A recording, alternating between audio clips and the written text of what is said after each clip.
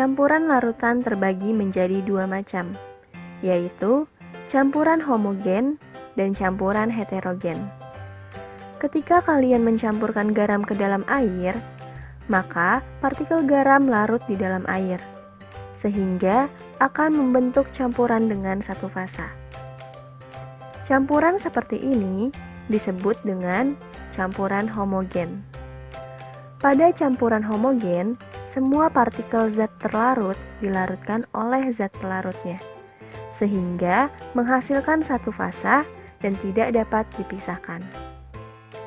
Sedangkan, jika kalian campurkan pasir ke dalam air, maka partikel pasir tidak akan bercampur dengan air, sehingga terlihat membentuk dua fasa, yaitu fasa atas merupakan air dan fasa bawah merupakan pasir. Campuran seperti ini disebut dengan campuran heterogen. Pada campuran heterogen, partikel-partikel zat terlarut tidak larut dalam zat pelarutnya, sehingga menghasilkan dua fasa dan dapat dipisahkan.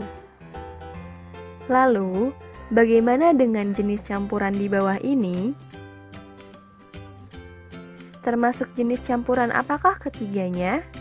Ketika kalian mencampurkan sirup ke dalam air, maka sirup akan tercampur secara merata di dalam air. Air sirup terbuat dari campuran air, gula, dan zat lainnya. Apakah kalian dapat membedakan mana air dan mana gula? Pada air sirup, campurannya sudah tercampur secara homogen, sehingga Anda tidak dapat membedakan komponen-komponennya lagi.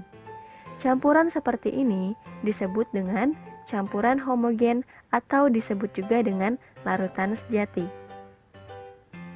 Air kopi merupakan campuran antara bubuk kopi dengan air.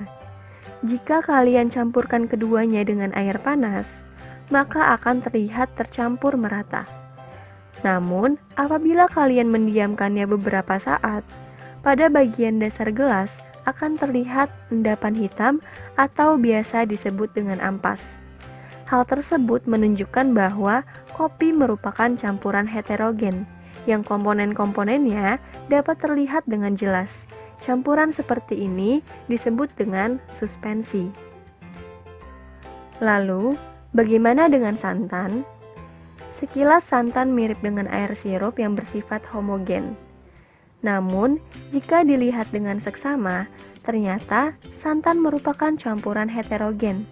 Hanya saja, santan memiliki ukuran partikel yang tidak sebesar campuran kopi, sehingga komponen-komponen dalam santan tidak dapat dibedakan secara kasat mata.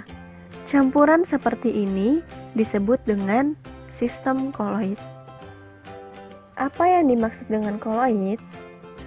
Bagaimana kita dapat membedakan campuran koloid dengan campuran lainnya? Bagaimana contoh sistem koloid lainnya?